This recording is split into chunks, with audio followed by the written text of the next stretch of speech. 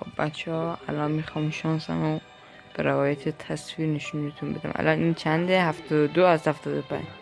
الان من یه 500 تایی دیگه میزنم، یه 10 بار دیگه میزنم ببینیم میده بازم. اگه نداد شانس منه، شانس گویی منه. خب برو ببینیم میده یا نه.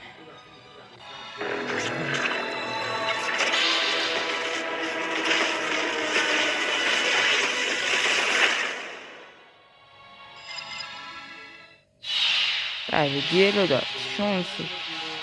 چه عجب حاجی، داد بالاخره. فقط دیلو داد. حریف نفوذی. یه 10 تا دیگه بزنم.